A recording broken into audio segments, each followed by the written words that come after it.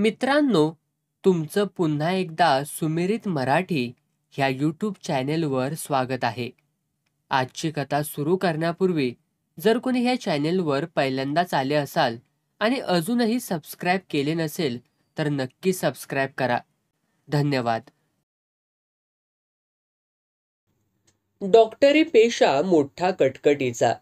रोग्याकडून कुठल्या वेळी बोलावणं येईल हे सांगता येत नाही. डॉक्टरला खाजगी आयुष्य असं नसतंच असं म्हटलं तरी हरकत नाही. रात्री अपरात्रीही त्याला व्हिजिटला जावं लागतं. वकिली पेशाच्या बाबतीत असं होत नसेल अशी माझी कल्पना. जेव्हा डॉक्टरी व्यवसाय सोडला आणि वकिलीच्या व्यवसायाला वाहून घेतलं त्यावेळी मला मोठं समाधान वाटलं. आता भरल्या ताटावरून उठणं, अंगावरील उबदार पांघरून दूर करून फोन घेणं, रात्री अपरात्री दारावरची घंटा वाजणे वगैरे गोष्टी इतिहास जमा होतील अशी माझी अपेक्षा होती. पण प्रत्यक्षात मात्र अनुभव अगदी उलट आला. मी ज्यांच्या हाताखाली काम करत होतो ते डॉक्टर सत्यवान यांचाही अनुभव माझ्यासारखाच. त्यांना तर क्षणाचीही उसंत नसायची. कुठल्या क्षणाला कोण आणि कशासाठी येईल याचा काही नेमच नसायचा. आजही असंच झालं. स्नान आटोपून आम्ही दोघं आपापल्या खोलीत कपडे करीत होतो. एवढ्यात खालच्या दिवाणखान्यात आमच्या प्रयोगशाळेचा आधार जो वसंतराव तो कोणाशी तरी बोलत असल्याचा आवाज माझ्या कानावरती आला. थोड्याच वेळाने वसंतराव वर आला आणि डॉक्टरांच्या खोलीजवळ गेला.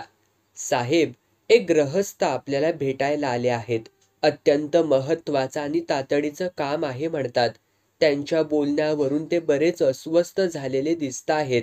वसंतराव त्या माणसाचे वर्णन करू लागले. एवढ्यात जिन्यावरून एक व्यक्ती घाईघाईने आली आणि डॉक्टरांशी बोलायला लागली. डॉक्टर साहेब, मला तुमची ताबडतोब मदत पाहिजे. एक भयंकर गोष्ट घडली आहे. अंगावरती शहारे आणणारा खून, निर्घृण खून, भयंकर खून झाला आहे. माझ्याबरोबर तुम्ही ताबडतोब येऊ शकाल का? मला फक्त थोडा अवधी द्या. मी येतोच. ज्याच्यावरती खुनी हल्ला झाला ती व्यक्ती तिथंच मरून पडलेली आहे. पोलिसांचं असं म्हणणं आहे की तुम्ही माझ्याकडे आला आहात हे पोलिसांना माहीत आहे का? हो, तुम्ही आल्याशिवाय कुठल्याही चौकशीला सुरुवात करायची नाही असं ठरलंय. ठीक आहे, आपण खाली दिवाणखान्यात बसा, मी आलोच. आलेला गृहस्थ जिना उतरून खाली गेला. वसंतरावाने आमच्या न्याहारीची आणि चहाची ताबडतोब सिद्धता केली. उपाशी पोटी खुनाच्या तपासाला जाण्याच्या तो विरुद्ध होता. आम्ही न्याहारी उरकली. प्रयोगशाळेतून काही महत्वाच्या वस्तू आणि नेहमीची बॅग डॉक्टरांनी घेतली. आम्ही दोघेही खाली दिवाणखान्यात आलो. तो इसम फारच उतावीळ झालेला दिसत होता. दिवाणखान्यात एकसारखा फेऱ्या मारीत होता. माझी गाडी तयार आहे, निघायचं का? त्या इसमाने डॉक्टरांना विचारलं आणि उत्तराची वाटही न पाहता दरवाजा उघडून तो बाहेर पडला. आम्ही तिघेजण गाडीत स्थानापन्न झालो. मला वाटतं काय घडलं याची हकीकत जाता जाता तुम्हाला सांगितलेली बरी. गाडी सुरू झाल्यावर तो इसम बोलू लागला. माझं नाव ताराचंद झवेरी. माझे सॉलिसिटर हिरालाल पटेल यांच्या सांगण्याप्रमाणे मी तुमच्याकडे आलो. आम्ही दोघांनी खून झालेल्या माणसाचा मृतदेह एकाच वेळी पाहिला. ते तिथेच थांबले आहेत. तुम्ही येईपर्यंत कुठल्याही गोष्टीला कुणी हात लावायचा नाही अशी सक्त ताकीद त्यांनी दिलेली आहे. बरोबर आहे. काय घडलं ते आता सांगा. सांगतो ना. ज्याचा खून झाला तो माझा मेहुणा. त्याचं नाव विजूभाई देसाई. वागणुकीत तो काही चांगला नव्हता हे सांगायला मला संकोच वाटतो. मेलेल्या माणसाबद्दल वाईट साईड बोलू नये हे जरी खरं असलं तरी त्याच्याबद्दल चांगलं बोलण्यासारखं काहीच नसल्यामुळं खरं ते सांगत आहे. ठीक आहे, तुमची अडचण मी समजू शकतो. विजूभाई बरोबर मला न आवडणारा असा बराच पत्रव्यवहार करावा लागला. त्याबद्दल माझे सॉलिसिटर हिरालाल पटेल तुम्हाला सारं सांगतीलच. काल मी एक चिठ्ठी पाठवून विजूभाईला आज सकाळी 8 वाजता आम्ही येत असल्याचं कळवलं. आज साऱ्या गोष्टींचा निर्णय लावू आणि प्रकरण एकदाच सामोपचारानं मिटू असंही पत्रात लिहिलं होतं. विजूभाईनं मला उत्तर पाठवून या म्हणण्याला होकार दिला होता. म्हणून मी व हिरालाल आज सकाळी 8 वाजता त्याच्याकडे गेलो. दार बंद होतं म्हणून घंटा वाजवली, पण दार काही उघडलं गेलं नाही. पुष्कळ वेळा घंटा वाजवली, दार ठोठावलं तरी काही उपयोग झाला नाही. म्हणून आम्ही खाली आलो आणि भैयाजवळ चौकशी केली. विजूभाईच्या फ्लॅटमधील दिवे सकाळ झाली तरी जळत असल्याचे त्यांच्या लक्षात आलेले होतेच. हा सारा प्रकार आहे तरी काय याबद्दल आम्हाला काळजी वाटायला लागली. आम्ही सारे परत वर आलो. भैयाने आपल्या जवळची डुप्लिकेट किल्ली लावून पाहिली, पण दार काही उघडेच ना, कारण ते आतून बंद केलेले होते. भैयाने एका पोलीस कॉन्स्टेबलला बोलावून आणलं आणि आपसात विचार करून आम्ही ते दार फोडण्याचे ठरवले. भैयाने एक पहार आणली आणि तिच्या सहाय्याने थोड्याच वेळात दार उघडण्याच्या आमच्या प्रयत्नांना यश आले. आम्ही आत शिरलो आणि अरे बाप रे! डॉक्टर, आम्हाला जे दृश्य दिसलं ते इतकं भयंकर होतं की माझी बोबडीच वळली. माझा मेहुणा विजूभाई दिवाणखान्यात पालथा पडलेला होता. त्याच्यावरती खुनी हल्ला झाला होता आणि ज्या खंजीराने त्याचा खून करण्यात आलेला होता तो त्याच्या पाठीत तसाच खुपसलेल्या अवस्थेत होता. ताराचंदने आपल्या कपाळावरचा घाम पुसला आणि ज्या खंजीराने त्याचा खून करण्यात आलेला होता तो त्याच्या पाठीत तसाच खुपसलेल्या अवस्थेत होता. ताराचंदने आपल्या कपाळावरचा घाम पुसला आणि तो पुढची हकीकत सांगायला लागणार एवढ्यात गाडी इमारतीपाशी थांबली.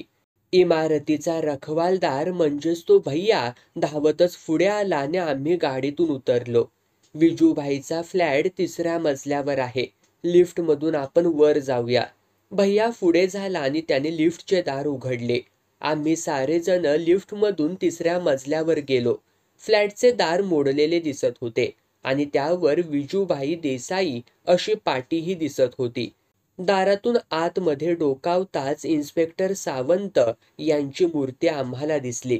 तुम्ही आलात फार बरं झालं डॉक्टर साहेब. हिरालाल पटेल एखाद्या पहारेकऱ्यासारखे बसले आहेत आणि आम्हाला तिकडे फिरकूनही देत नाहीत, सावंत म्हणाले. आम्ही आतल्या बाजूला प्रवेश केला. हिरालाल देसाई तिथे बसलेले होते. एक पोलीस कॉन्स्टेबल आणि सब इन्स्पेक्टरही तिथे उभे होते.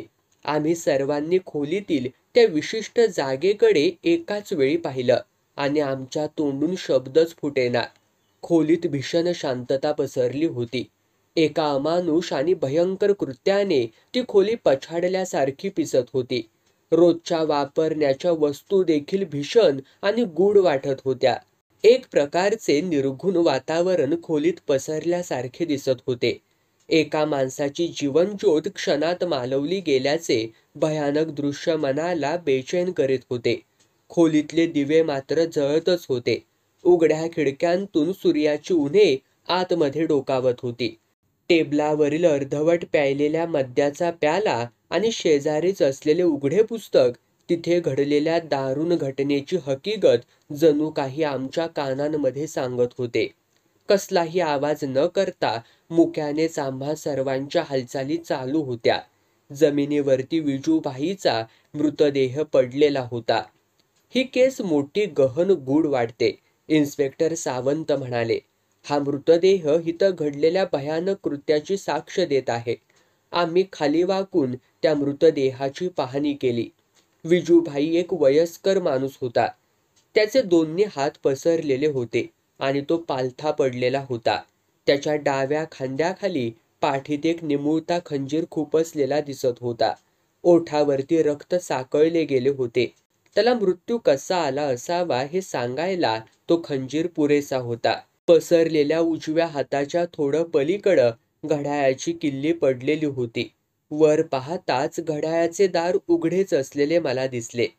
इथे उभे राहून विजूबाई घड्याळाला किल्ली देत होते. एवढ्यात पाठीमागून दबल्या पावलांनी खुनी इसम आला आणि त्याने त्याच्या पाठीमध्ये खंजीर खुपसला. ज्या अर्थी खंजीर पाठीत डाव्या खांद्याखाली खुपसण्यात आला आहे त्या अर्थी खुनी माणूस डावखोरा असला पाहिजे हे अगदी स्पष्ट आहे.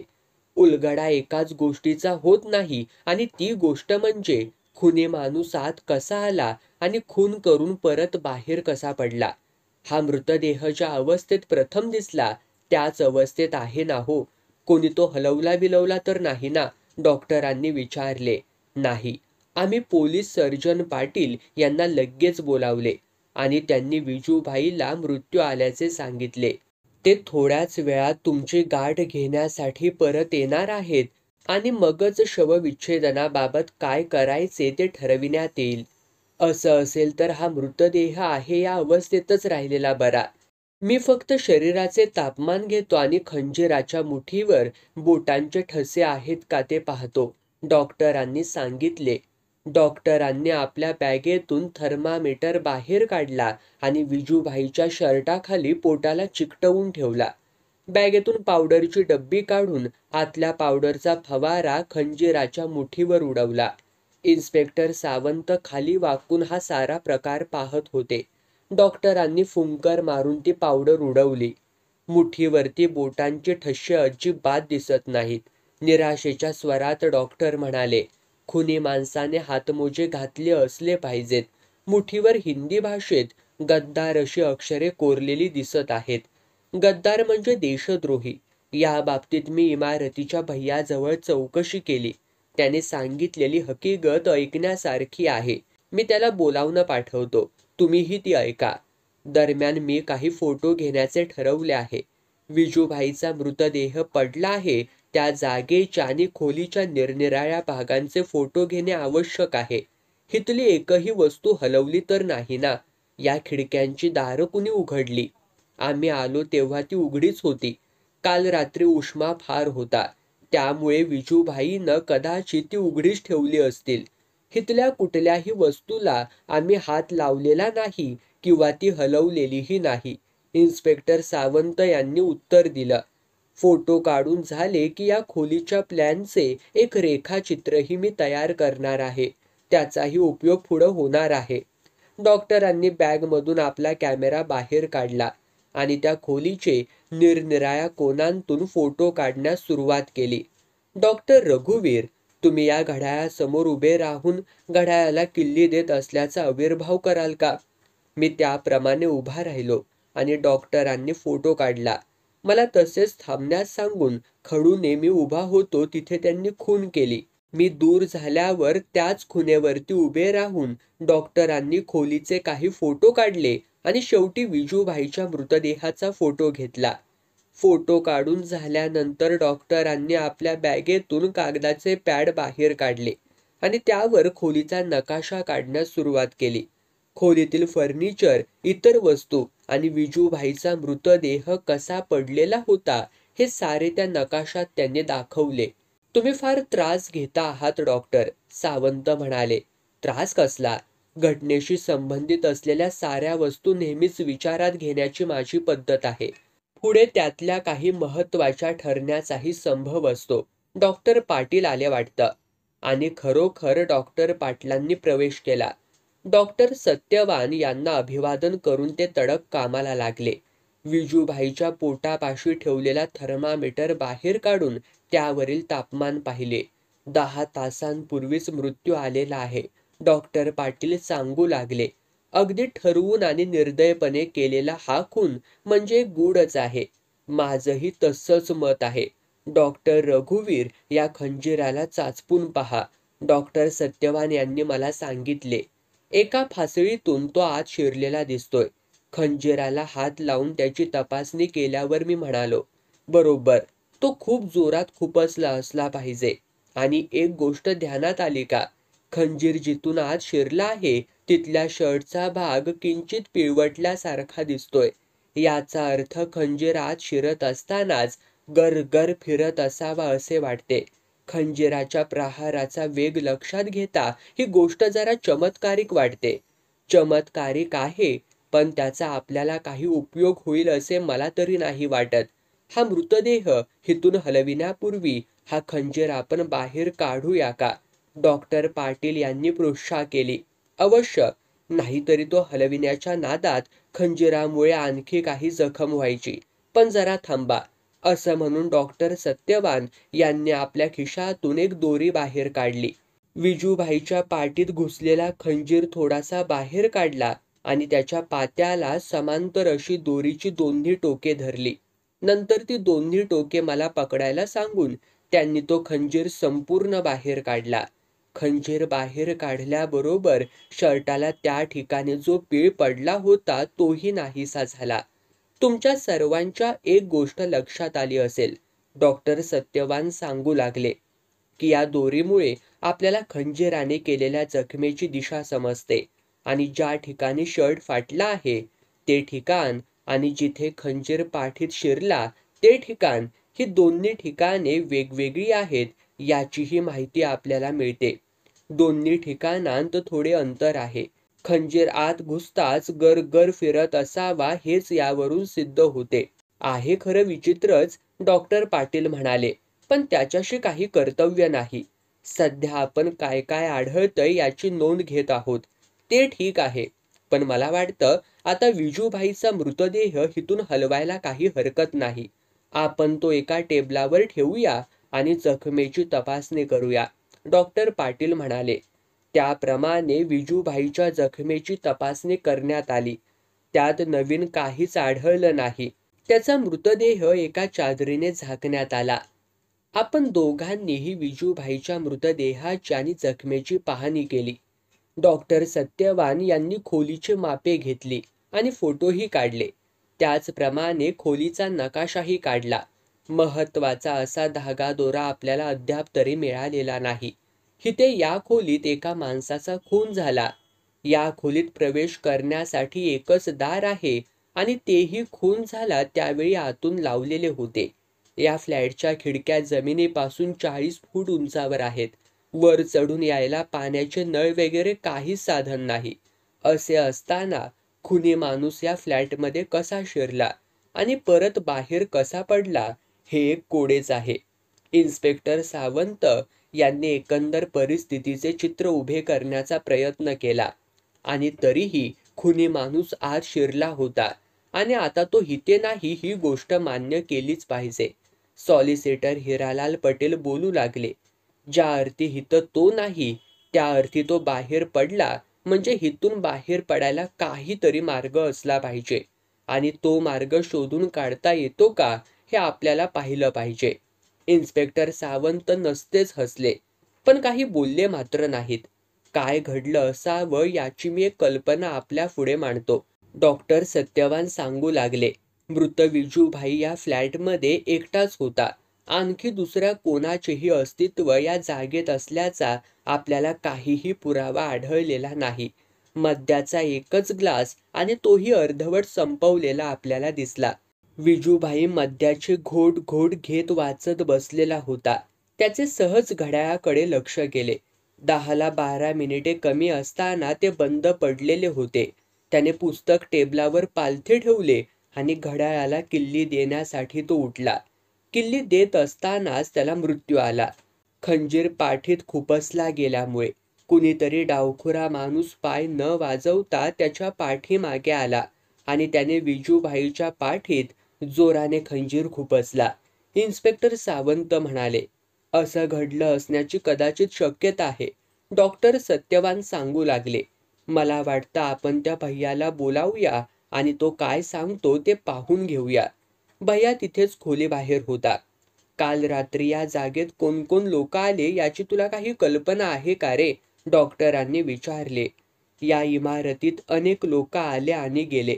त्यातले कोण कोण या ब्लॉकमध्ये आले असतील किंवा नसतील हे मी कसं काय सांगू? ही एक गोष्ट मात्र खरी. रात्री 9च्या सुमारास पुष्पाबेन झवेरींना मी या इमारतीपाशी पाहिलं, भैयाने सांगितले. माझ्या मुलीला? ताराचंद झवेरी यांनी आश्चर्यानं विचारलं. हो, ती रात्री 9:30ला इथून बाहेर पडली, भैया परत म्हणाला. ती इथे कशासाठी आली असावी याची काही कल्पना आहे का ताराचंद शेठ? इन्स्पेक्टर सावंतांनी विचारले. मी फक्त कल्पनाच करू शकतो, ताराचंद म्हणाले. मग काहीही बोलू नका, कुठल्याही प्रश्नाला उत्तर देऊ नका, सॉलिसिटर हिरालाल पटेल यांनी इशारा दिला. हिरालाल शेठ, तुम्ही उगीचच काळजी करताय. पुष्पाबेन बद्दल आम्हाला संशय नाही. ती डावखुरी आहे का असं काही आम्ही विचारणार नाही. इन्स्पेक्टर सावंत यांनी हे वाक्य उच्चारून सहज ताराचंद शेठकडं पाहिलं. त्यांचा चेहरा पांढरा फटफटीत पडल्याचं मी पाहिलं. पण सावंतांनी तो पाहिला न पाहिल्यासारखं केलं. बरं, पुष्पाबेन शिवाय आणखी कुणी गेल्या 2-4 दिवसात या इमारतीपाशी घुटमळताना आढळलं का? डॉक्टर सत्यवान यांनी भैयाला प्रश्न विचारला. एका आठवड्यापूर्वी एक गृहस्थ आले होते. त्यांनी विजूभाईची चौकशी केली आणि त्यांच्या नावचे एक मळके पाकिट माझ्याजवळ दिले. मी ते विजूभाईच्या फ्लॅटमध्ये टाकून दिले. भैया म्हणाला. त्या माणसाने दिलेला तो लखोटा तू ओळखू शकशील का? डॉक्टरांनी विचारले. बहुतेक ओळखू शकेन मी. इन्स्पेक्टर सावंत आतल्या बाजूला गेले आणि थोड्याच वेळात 2-3 पाकिटे घेऊन आले. विजूभाईच्या खिशात ही सापडली. या पाकिटात ते पाकिट आहे का पहा. हो आहे की. हे पहा ते मळके पाकिट. डॉक्टरांनी ते पाकिट उघडलं आणि त्यातला कागद बाहेर काढून ते त्या कागदाकडे पाहत राहिले. खिडकीजवळ जाऊन त्यांनी आपल्या खिशातील भिंग बाहेर काढून त्या कागदाची तपासणी केली. भिंगाची काहीही जरुरी नाही. साध्या डोळ्याला सुद्धा तो मजकूर स्पष्ट दिसतो आहे. इन्स्पेक्टर सावंतांनी उगीचच शेरा मारला. डॉक्टरांनी या शेऱ्याकडे दुर्लक्ष करून तो कागद सॉलिसिटर हिरालाल यांना दिला. मीही तो कागद पाहिला. कागदावरील मजकूर तांबड्या शाईने वाकड्या तिकड्या अक्षरांमध्ये लिहिला होता. तो कागदही हलक्या प्रतीचा होता. पत्रात लिहिले होते, तुम्हाला फक्त 8 दिवसांची मुदत देण्यात येते आहे. तुम्ही योग्य ती गोष्ट केली नाही तर तुमचे काय होईल याची कल्पना वर कोपऱ्यात काढलेल्या चित्रावरून तुम्हाला येईल. चित्र म्हणजे कवटी काढलेली होती. ताराचंद शेठ तुम्हाला काल विजूभाईने जे पत्र पाठविले त्याचा अर्थ आत्ता मला कळाला. ते पत्र तुमच्याजवळ आहे का? सॉलिसिटर हिरालालने विचारले. आहे की. हे पहा. पत्र पुढे करीत ताराचंद म्हणाले. वाचूनच दाखवतो. माझी काहीच हरकत नाही. पण सकाळी इतक्या लवकर म्हणजे चमत्कारिकच वेळ आहे. तुमच्या धमकीवजा पत्रांनी माझी खूपच करमणूक झाली. विजूभाई देसाई. मला वाटतं आपलं हितलं काम आता संपलेलंच आहे. तेव्हा आपल्याला निघायला काही हरकत नाही. इन्स्पेक्टर सावंत म्हणाले. जाण्यापूर्वी आणखी 1-2 गोष्टींचा खुलासा पाहिजे. पहिली गोष्ट म्हणजे तो खंजीर. तो तुमच्या खिशातच आहे. तो मला पाहण्यास मिळेल का? सावंतांनी नाईलाजाने तो खंजीर डॉक्टर सत्यवान यांच्याजवळ दिला. हा खंजीर जरा निराळ्याच प्रकारचा आहे. खंजीराची पाहणी करीत करीत डॉक्टर सत्यवान बोलत होते. याचं पातं फारच लांब आहे आणि मूठ ॲल्युमिनियमची आहे. खंजीराला ॲल्युमिनियमची मूठ असलेली मी प्रथमच पाहतोय. हलकेपणासाठी ॲल्युमिनियमचा वापर केला असावा आणि पातं लांब आहे ते कोटाच्या बाहीत नीट राहावं म्हणून. इन्स्पेक्टर सावंतांनी सांगितलं. असं असण्याची शक्यता आहे. डॉक्टर सत्यवान म्हणाले. आपल्या खिशातील भिंग काढून त्या खंजीराची तपासणी करू लागले. नंतर त्यांनी कागदावर खंजीराची प्रतिकृती काढली. खिशातील टेप काढून खंजीराच्या निरनिराळ्या भागांची मापे घेतली आणि ती कागदावर नोंदविली. हे काम आटोपल्यावरती त्यांनी तो खंजीर सावंतांना परत दिला. आता दुसरी गोष्ट म्हणजे या समोरच्या घराबाबत. खिडकीकडे जात जात डॉक्टर म्हणाले. खिडकीपाशी पोहोचल्यावर काही इंच इमारतींचा पाठीमागचा भाग त्यांना दिसला. ते उभे होते त्या इमारतीमध्ये आणि खिडकीतून दिसणाऱ्या इमारतीमध्ये 50 ते 60 फुटांचे अंतर होते. मध्ये मोकळी जागा होती. त्यात काही पायवाटा होत्या व झाडे झुडपे वाढलेली होती. काल रात्री समोरच्या इमारतीतील फ्लॅटमध्ये कुणी माणूस जागा होता का याची चौकशी केली पाहिजे. एखादे वेळी गुन्हा घडत असताना तो कुणीतरी प्रत्यक्ष पाहिला असल्याची शक्यता आहे. विजूभाईच्या फ्लॅटच्या खिडक्या सतत उघड्या होत्या. आतले दिवे लावलेले होते. अशा परिस्थितीत समोरच्या इमारतीतून कुणालाही या फ्लॅटमध्ये काय चाललं आहे हे स्पष्ट दिसलं असतं. तेव्हा चौकशी केलेली बरी. डॉक्टर सत्यवान म्हणाले. तुम्ही म्हणता आहे ते बरोबर आहे. पण कुणी पाहिलं असेल असं मला नाही वाटत. आणि पाहिलं असलंच तर कुणी सांगायलाही तयार होणार नाही. हितलं आपलं काम आता संपलेलं आहे असं मी धरून चालतो.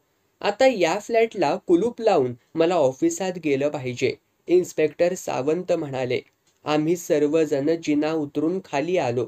उतरता उतरता सॉलिसिटर हिरालाल पटेल म्हणाले, डॉक्टर साहेब, संध्याकाळी मी आपल्याला भेटतो. आता तुम्हाला आणखी काही माहिती नको आहे ना? पाहिजे आहे तर. विजूभाईच्या मृत्यूमुळे कुणाकुणाचा कसा कसा फायदा होणार होता हे जाणण्याची माझी इच्छा आहे, डॉक्टर म्हणाले. ती एक विचित्रच कहाणी आहे, सॉलिसिटर सांगू लागले. आपण त्या पलीकडच्या बागेत जाऊया, तिथे आपल्याला एकांतही मिळेल. त्याप्रमाणे आम्ही बागेत गेलो. डॉक्टर साहेब, तुम्ही जो प्रश्न मघाशी विचारलात त्याचे उत्तर अगदी साधे आहे, सॉलिसिटर पटेल सांगू लागले. विजूभाईंच्या मृत्यूमुळे खरा फायदा कुणाचा होणार होता तर त्यांच्या मृत्यूपत्राचे एकमेव विश्वस्त आणि वारस रमेशभाई गांधी यांचा. विजूभाईचे आणि त्यांचे कुठल्याही प्रकारचे नाते नाही, त्यांचे फक्त मित्रत्वाचे संबंध. पण रमेशभाईला विजूभाईची सारी संपत्ती 1.5 लाख रुपयांची मिळणार आहे. या प्रकरणाची हकीकत अशी, विजूभाई आणि नवनीतलाल हे दोघे भाऊ. विजूभाई हा मोठा. त्यांचे वडील जिवंत असतानाच नवनीतलाल यांचे निधन झाले. नवनीतलालच्या मागे त्याची विधवा पत्नी आणि 3 मुले होती. सुमारे 15 वर्षांपूर्वी विजूभाईचे व नवनीतलालचे वडील वारले. त्यांनी आपली सारी इस्टेट विजूभाईला दिली व नवनीतलालच्या पत्नीचा आणि मुलांचा सांभाळ करून पश्चात सारी इस्टेट मुलांना द्यावी असे ठरले. मृत्यूपत्र केलं होतं का? डॉक्टरांनी विचारले. मित्रांच्या आणि नवनीतलालच्या विधवेच्या विनंतीवरून आणि दबावामुळे त्यांनी मरणापूर्वी मृत्यूपत्र केले. पण त्यावेळी ते फारच वृद्ध झाले होते आणि त्यांची वागणूक एखाद्या लहान मुलासारखी होती. म्हणून विजूभाईंनी त्या मृत्यूपत्राला हरकत घेतली. शेवटी कोर्टात ते मृत्यूपत्र रद्दबातल ठरवले. त्यानंतर विजूभाईने नवनीतलालच्या विधवेला अगर मुलांना एक कवडीही दिली नाही. माझे अशील ताराचंद झवेरी यांनी त्या दोघांचा सांभाळ केला नसता तर त्या दुर्दैवी कुटुंबाची धूळधाण झाली असती. ताराचंदांनी त्या 3ही मुलांचे शिक्षण केले.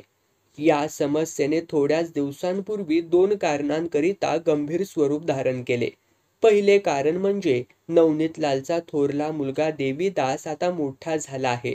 एका सॉलिसिटरच्या फर्ममध्ये तो शिकायला होता आणि नुकतेच त्याचे शिक्षणही पूर्ण झाले आहे.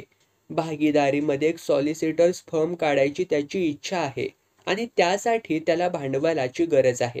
म्हणून आम्ही विजूभाईकडे गेलो आणि त्यांच्या वडिलांच्या इच्छेप्रमाणे देवीदासला फर्म काढण्यासाठी भांडवल देण्याची विनंती केली. पण विजूभाईंनी त्याला साफ नकार दिला आणि या बाबतीतच चर्चा करण्यासाठी मी व माझे सॉलिसिटर हिरालाल पटेल आज सकाळी विजूभाईला भेटायला आलो होतो. इथे येऊन पाहतो तो त्यांचा खून झालेला. दुसरे कारण म्हणजे एक विचित्र आणि घृणास्पद घटना. रमेशभाई गांधी नावाचे विजूभाईंचे एक दोस्त आहेत. त्यांच्याबद्दल कुणाचेही चांगले मत नाही. विजूभाईंची आणि त्यांची मैत्री संशयास्पद होती. या प्रकरणात एक बाईही गोवली गेलेली आहे. तिचे नाव सरला. या सरलेचा आणि विजूभाईंचा काही संबंध होता म्हणतात. विजूभाई तिला काही देणे होता.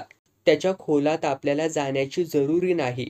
तर या रमेशभाई गांधी आणि विजूभाईमध्ये करार झाला. या करारातील अटी अशा होत्या. 1. रमेशभाईने सरलाशी विवाह करायचा आणि या विवाहानंतर 2. विजूभाईंनी आपली सारी इस्टेट रमेशभाईंच्या नावाने करून द्यायची. इस्टेटीचे हस्तांतर विजूभाईंच्या मृत्यूनंतर व्हायचे ठरले. हा करार प्रत्यक्षात आला का? दुर्दैवाने तसे घडले आहे. विजूभाईच्या हयातीत नवनीतलाल विधवेसाठी आणि त्याच्या मुलांसाठी काही करता आले तर पहावे अशी आमची शेवटापर्यंत खटपट चाललेली होती. आणि याच कामाकरिता माझ्या अशिलाची मुलगी पुष्पाबेन विजूभाईला भेटायला आली होती. तिचा आणि देवीदासचा विवाह ठरला आहे आणि मला वाटतं तिच्या आणि विजूभाईच्या भेटीत वातावरण बरेच गरम झाले असावे. डॉक्टर सत्यवान शांतपणे सर्व काही ऐकत होते. पण त्याच वेळी त्यांची दृष्टी जमिनीकडे होती. त्यांची नजर कशाचा तरी शोध घेत असल्याचे मला जाणवले. हा रमेशभाई कसा काय मनुष्य आहे? डॉक्टरांनी विचारले. तो चांगल्या वागणुकीचा नाही हे तर मला समजलेच, पण इतर बाबतीत तरी कसा आहे तो? मूर्ख खुळा तर नाही ना? बिलकुल नाही. तो एक यंत्रज्ञ आहे. त्याचे हस्तकौशल्यही वाखाणण्यासारखे आहे. पुढे त्याला एका नातेवाईकाची थोडी बहुत इस्टेटही मिळाली. तो आपला वेळ बाई बाटली आणि जुगार यात घालवू लागला आणि काही दिवसांनी कफल्लक बनला. तो दिसतो कसा? मी त्याला एकदाच पाहिला. मला आठवतं तो बुटका, गोरा आणि टकल्या आहे. त्याच्या डाव्या हाताचे मधले बोट तुटलेले आहे. तो राहतो तरी कुठे? खारला. मला वाटतं तुम्हाला पाहिजे असलेली सारी माहिती दिली आहे. तारा, चंदना आणि मला आता गेलं पाहिजे. मग घेऊ का आपली रजा? हिरालाल पटेलांनी विचारले. डॉक्टरांनी त्यांना अनुज्ञा दिल्यावर ते दोघं जण त्या बागेतून निघून गेले. डॉक्टरांची शोधक दृष्टी त्या बागेतील झाडाझुडपांतून फिरतच होती. ही एक मोठी चमत्कारिक केस आहे डॉक्टर रघुवीर. एका फुलझाडाच्या बुंध्यापाशी पाहत पाहत डॉक्टर सत्यवान म्हणाले. इन्स्पेक्टर सावंत यांचा कुणावर तरी नक्की वहीम आहे आणि त्या दृष्टीने त्यांच्या हालचाली चालू आहेत. पण तो प्रश्न त्यांचा असल्यामुळे आपल्याला त्याच्याशी काही कर्तव्य नाही. हा भैया आला पहा. आपल्याकडून त्याला काही माहिती? भैयाकडे पाहून डॉक्टर हसले आणि त्यांनी त्याला विचारले. या घराचा दर्शनी भाग कुठल्या बाजूला आहे? कालवा रस्त्यावर. घर नंबर? ती दुसऱ्या मजल्यावरील खिडकी उघडी दिसते त्याचा नंबर 6 आहे आणि विजूभाईंच्या समोर असलेल्या इमारतीचा नंबर 8 आहे. पण साहेब, त्या इमारतीत साऱ्या कचेऱ्याच आहेत. छान. बरं, एक काम करायचं. मगाशी मी विजूभाईंच्या खोलीच्या खिडकीपाशी आलो होतो त्यावेळी माझ्या हातातून एक वस्तू खालच्या झुडपात पडली. एक प्रकारचा पत्र्याचा तुकडा आहे, अशा आकाराचा. डॉक्टरांनी खिशातून कागदाचा एक तुकडा काढला आणि त्यावर एका वर्तुळाकृती चकती काढली. मध्ये षटकोनी भोकही काढलं. ही चकती कुठे पडली असावी हे मला नक्की सांगता येत नाही. हा कागद तुमच्या जवळ ठेवा. मायाला किंवा तुम्हाला ही चकती सापडलीच तर माझ्याकडे आणून द्या. मी चांगली बक्षिशी देईन, डॉक्टर म्हणाले. भैया निघून गेल्यावर आम्हीही तिथून बाहेर पडलो. डॉक्टरांनी त्या भैयाला जी चकती शोधून काढण्यासाठी सांगितलं तिच्याबद्दल माझ्या मनामध्ये कुतूहल निर्माण झालं. डॉक्टरांच्या जवळ असली चकती असल्याचं मला तर काहीच कारण दिसत नव्हतं आणि शिवाय अशी महत्त्वाची वस्तू हरवणं डॉक्टरांच्या बाबतीत अशक्य होतं. त्यामुळे मी गोंधळात पडलो. याबाबत मी डॉक्टरांना विचारण्याचे ठरवले. पण एवढ्यात कालवा रस्त्यावरील 6 नंबरच्या इमारतीपाशी आम्ही येऊन पोहोचलो. बोर्डावरील नावे वाचायला डॉक्टरांनी सुरुवात केली. 3रा मजला. डॉक्टर मोठ्याने वाचू लागले. मंगलभाई अमृतलाल, कमिशन एजंट. मला वाटतं आपण या मंगलभाईची गाठ घेतलेली बरी. जिने चढत चढत आम्ही 3ऱ्या मजल्यावर पोहोचलो. आम्हा दोघांना चांगली धाप लागली होती. मंगलभाईच्या दारापाशी आम्ही थांबलो. आतून कुणाच्या तरी पायाचा आवाज आम्हाला ऐकू येत होता. डॉक्टरांनी हळूच दरवाजा उघडला. आत एक 14-15 वर्षांचा पोऱ्या खेळातल्या आगगाडीशी खेळत होता. तो आपल्या खेळात एवढा गरकच झाला होता की आम्ही आत शिरलो तरी त्याला काही कळलं नाही. त्याच्या आगगाडी मध्येच रुळावर थांबली आणि आमच्याकडे पाहून तो आश्चर्यचकित झाला. मंगलभाई ऑफिसात आहेत का किंवा ते लवकर येण्याची शक्यता आहे का हे विचारण्याचं कारणच नाही. डॉक्टर त्या मुलाला म्हणाले. ते आज ऑफिसात येणारच नाहीत. मी येण्यापूर्वीच ते गेले. मला थोडा उशीरच झाला होता. तो मुलगा म्हणाला. ते आज येणार नाहीत हे तुला कसं समजलं? त्यांनी इथं एक चिठ्ठी लिहून ठेवली होती. ही पहा. त्या पोऱ्याने ती तांबड्या शाईत लिहिलेली चिठ्ठी डॉक्टरांना दाखवली. काल तू शाईची दौत फोडलीच वाटतं. हो, पण ते तुम्ही कसं ओळखलत? मी काहीही ओळखलं नाही. पण ही चिठ्ठी लिहायला त्यांनी तांबडी शाई वापरली ही गोष्ट खरी. पोऱ्याने डॉक्टरांकडे संशयी नजरेने पाहिले. मला मंगलभाईंना भेटायचं होतं. मी त्यांना पूर्वी कधी पाहिलेलं नाही. पण माझं त्यांच्याकडे काम आहे. ते दिसतात कसे हे तू नक्की सांगू शकशील काय? होय ना? मला वाटतं ते उंच, सडपातळ आणि वर्णाने सावळे असावेत. ते सडपातळ आहेत, पण उंच किंवा सावळे नाहीत. बुटक्या आणि गोरे आहेत आणि डोक्याला टक्कल आहे. त्यांच्या डाव्या हाताला जखम झाली आहे का? ते मला माहिती नाही, कारण मंगलबाई हे नेहमी हातमोजे वापरतात. निदान त्यांच्या डाव्या हाताला तरी मोजा असतो. ठीक आहे, मी त्यांच्यासाठी एक चिठ्ठी लिहून ठेवतो. कागद देशील का तू? आणि शाई आहे ना? दौतीत थोडी शिल्लक आहे, मी टाक बुडवून देतो. त्या पोऱ्याने टेबलाचा खण उघडून त्यातून कागदाचे एक पॅड व काही पाकिटे बाहेर काढली. दौतीत टाक बुडवून तो डॉक्टरांच्या हातात दिला. डॉक्टरांनी त्या कागदावर काहीतरी लिहिलं. त्याची घडी केली व पाकिटावरती नाव लिहिणार एवढ्यात त्यांचा बेत बदलला असावा. नकोच, चिठ्ठी लिहून काही भागणार नाही, मी प्रत्यक्षच येऊन भेटेन. त्यांना सांग रावजीभाई पटेल येऊन गेले आणि ते परत भेटायला येणार आहेत. तो कागद खिशात ठेवीत ठेवीत डॉक्टर म्हणाले. आम्ही दोघेही तिथून बाहेर पडलो. तो पोऱ्या आमच्याकडे आश्चर्याने पाहतच राहिला. आम्ही जिन्यावरून दिसेनासे होईतोपर्यंत तो पाहतच होता. मलाही डॉक्टरांच्या या साऱ्या वागण्याचे कोडेच पडले होते. आम्ही तळमजल्यावर आल्यावर डॉक्टरांनी तो कागद खिशातून बाहेर काढला आणि प्रकाशात धरला. खिशातील भिंग काढून त्याचे निरीक्षण केले. माझे कुतूहल शिगेला पोहोचले. डॉक्टरांनी तोंडातून एक चमत्कारिक आवाज बाहेर काढला. झक्क, आपल्या प्रयत्नाला चांगलेच यश यायला लागले आहे. प्रवेशद्वारापाशी उभ्या असलेल्या पहारेकऱ्याला पाहून डॉक्टरांनी त्याला नमस्कार केला. आम्ही मंगलबाईंना भेटायला आलो होतो, पण ते सकाळीच कुठेतरी बाहेर गेलेले दिसतात, डॉक्टर म्हणाले. हो, ते 8:30लाच बाहेर पडले, म्हणजे फारच लवकर. याचा अर्थ ते ऑफिसातही याच्या अगोदरच आले असले पाहिजेत. हो, त्यांच्या हातात 2 बॅगा होत्या, एक चौकोनी आणि एक लांबट. त्या टॅक्सीत ठेवायला मीच मदत केली त्यांना. मंगलबाई या इमारतीत आल्याला किती दिवस झाले? 5-6 आठवड्यांपूर्वीच. ठीक आहे, परत केव्हा तरी मी येईन. अच्छा. आम्ही दोघेही रस्ता चालू लागलो. काही पावले गेल्यावर आम्हाला एक टॅक्सी स्टँड आढळला. एका टॅक्सीवाल्याशी डॉक्टर 4 शब्द बोलले आणि त्याच्या टॅक्सीतूनच आम्ही एका हार्डवेअरच्या दुकानापाशी उतरलो. टॅक्सीवाल्याला डॉक्टरांनी 5 रुपयांची नोट दिली आणि ते त्या दुकानात गेले. 5च मिनिटांत हातात एक पार्सल घेऊन ते बाहेर आले. वसंतरावाकरता एक पोलादाची पट्टी आणि इतर काही वस्तू घेतल्या आहेत, असा खुलासा त्यांनी माझ्याजवळ केला. त्याच्यानंतर डॉक्टरांनी ज्या वस्तूची खरेदी केली ती वस्तू पाहून मी आणखीनच चाट पडलो. ते एका हत्यारांच्या दुकानात गेले आणि संगिनीसारखे एक हत्यार आणि एक चेसपॉट रायफल विकत घेतली. हे कशाकरिता डॉक्टर साहेब? मी कुतूहलाने विचारले. घरात चोरबीर शिरले तर त्यांचे पारिपत्य करता यावे म्हणून, डॉक्टरांनी उत्तर दिले. डॉक्टरांच्या या म्हणण्याचे मला जरी हसू आले तरी माझ्या डोक्यात चाललेला गोंधळ मात्र कमी झाला नाही.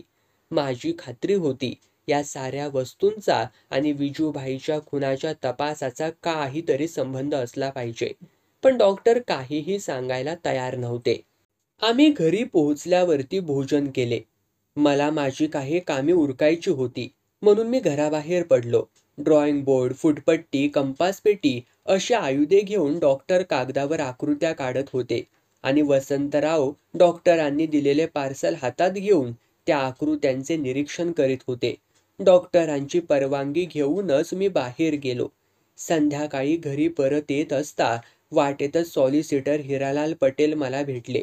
तेही डॉक्टरांच्याकडेच निघाले होते. डॉक्टरांची चिठ्ठी आली होती. त्यांना हस्ताक्षराचा नमुना पाहिजे होता. तो मुद्दाम घेऊन आलोय आणि काही बातमी समजली का हेही विचारावे असा दुहेरी उद्देश, हिरालाल म्हणाले. आम्ही जेव्हा दिवाणखान्यात आलो त्यावेळी डॉक्टर आणि वसंतराव यांची चर्चा चालली होती आणि टेबलावर ज्या खंजीराने विजूभाईंचा खून करण्यात आला होता तो खंजीर ठेवलेला होता. आपल्याला पाहिजे होता तो हस्ताक्षराचा नमुना मी आणला आहे. हिरालालने आपल्या खिशातील ते पत्र डॉक्टरांना देत म्हटलं. आणि हा खंजीर इथे कसा? इन्स्पेक्टर सावंत यांनी तो आपल्या बरोबर नेला होता ना? ज्या खंजीराने खून करण्यात आला तो त्यांनी नेला, ही त्याची प्रतिकृती आहे. वसंतरावांना मी काढलेल्या आकृतीवर हुकूम हा बनविलेला आहे आणि आम्ही काही प्रयोगही करण्याच्या विचारात आहोत, डॉक्टरांनी उत्तर दिले. खरं? दोन्ही खंजिरात किती साम्य आहे नाही? इतक्या लवकर हा कसा काय बनवलात बुवा? त्यात अवघड असं काहीच नाही. थोडंसं यांत्रिक ज्ञान असलं तरी तो कोणालाही सहज करता येईल, वसंतराव म्हणाला.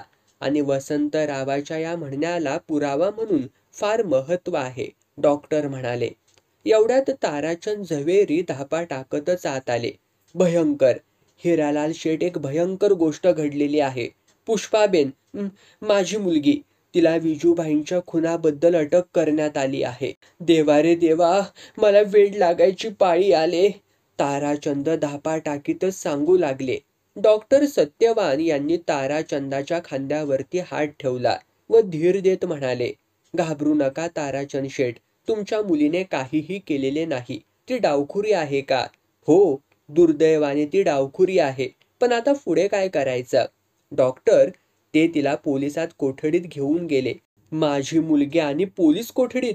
आपण तिची त्वरित सुटका करू. काही काळजी करू नका, शांत रहा, सारे काही ठीक होईल, डॉक्टरांनी धीर देत परत सांगितले. बाहेर कुणीतरी आलंय वाटतं. मी जाऊन दार उघडलं आणि इन्स्पेक्टर सावंत यांनी प्रवेश केला. ताराचंद शेठना तिथे पाहताच ते परत जायला निघणार, एवढ्यात डॉक्टरांनी त्यांना थांबवले. सावंत साहेब, जाण्याची काही जरुरी नाही, मला तुमच्याशी थोडं बोलायचंय. ताराचंद शेठ, तुम्ही 1 तासानंतर याल का? त्यावेळी तुम्हाला निश्चित महत्त्वाची बातमी सांगेन. ताराचंद झवेरी निघून गेल्यावर इन्स्पेक्टर सावंत यांच्याकडे पाहत डॉक्टर म्हणाले, तुम्ही ताबडतोब कामाला लागलात वाटतं. हो ना, थांबून चालण्यासारखं नव्हतंच काही.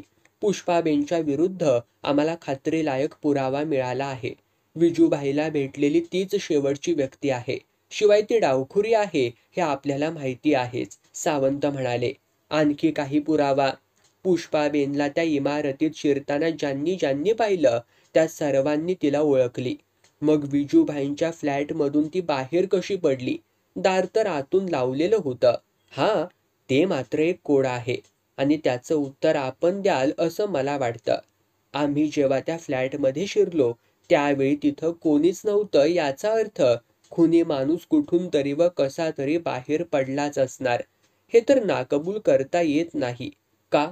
मला तुमचं हे म्हणणं बिलकुल कबूल नाही. तुम्हाला आश्चर्य वाटणं साहजिक आहे, पण तुम्ही नीट विचार केला तर साऱ्या गोष्टी तुम्हाला कळतील. मी जेव्हा विजूभाईंचा मृतदेह पाहिला तेव्हाच माझ्या डोक्यात कल्पना आली.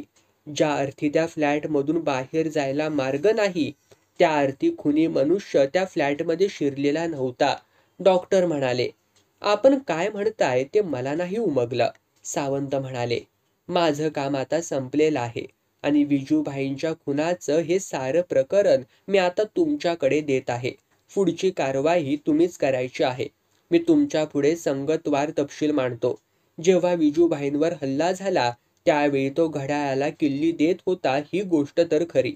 खंजीराला तो जरा तिरका आणि विजूभाईंच्या पाठीच्या डाव्या बाजूला खंजीराची मूठ आणि उघडी खिडकी एकाच कोणात होती, हेही तुम्ही पाहिलेत. खिडकी जमिनीपासून जवळजवळ 40 फूट आहे, डॉक्टर. असू दे, आता आपण त्या खिडकीकडे वळूया, असे म्हणून डॉक्टरांनी टेबलाच्या ड्रॉवरला हात घातला. इतक्यात बाहेरचे दार उघडून विजूभाई राहत होता त्या इमारतीचा भैया आत आला. साहेब, तुमची हरवलेली चकती सापडली. ती घेऊन मी आलोय. एका झुडपाच्या पानात ती सापडली. ही घ्या. डॉक्टरांनी कागदात गुंडाळलेली ती चकती टेबलावर ठेवली व खिशातून 5 रुपयांची नोट काढून भैयाला दिली. ही घे तुला बक्षीस. इन्स्पेक्टर सावंतांना तुझे गाव आणि पत्ता माहीत आहे ना? डॉक्टरांनी भैयाला विचारले. हो, या बक्षिशीबद्दल मी आभारी आहे साहेब, असं म्हणून भैया निघून गेला. हां, तर आता आपण आपल्या त्या खंजिराकडे वळूया. भैया निघून गेल्यावर डॉक्टरांनी आपले बोलणे चालू केले. तो खंजीर जरा निराळ्याच प्रकारचा आहे. मी त्याची जी प्रतिकृती तयार केली आहे त्यावरून ते तुमच्या ध्यानात येईलच. डॉक्टरांनी खंजीराची ती प्रतिकृती दाखविली. हा खंजीर इतर खंजिरांसारखा नाही. हा लांब आणि संगिनीसारखा आहे. खंजीर तयार करणाऱ्या कोणाही कारागिरानं हा बनवलेला नाही. खंजीराची मूठ ॲल्युमिनियमची आहे. खंजीराचे टोक मुठीमध्ये जिथे बसवले आहे तिथला त्याचा भाग षटकोनी आहे.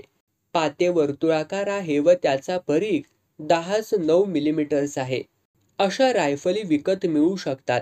माझ्या जवळ सुद्धा एक आहे, ती मी तुम्हाला दाखवतो. डॉक्टरांनी ती चेसपॉट रायफल घेतली व खंजीर मुठीकडच्या बाजूने रायफलच्या मझलमधून आत सोडला. मुठीचा भाग रायफलच्या घोड्यापाशी बरोबर येऊन पोहोचला. म्हणजे? हिरालालने आश्चर्याने विचारले. हा खंजीर बंदुकीच्या सहाय्याने मारण्यात आला असं का तुम्हाला म्हणायचंय? हो, आणि ह्या ॲल्युमिनियमच्या मुठीचं रहस्यही तुम्हाला सांगतो.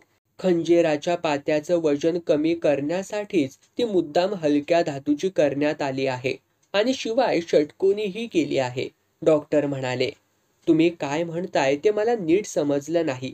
काहीतरी अशक्य कोटीतील गोष्ट तुम्ही सांगताय. म्हणजे मला जास्त खुलासा केला पाहिजे आणि प्रात्यक्षिकही दाखवलं पाहिजे.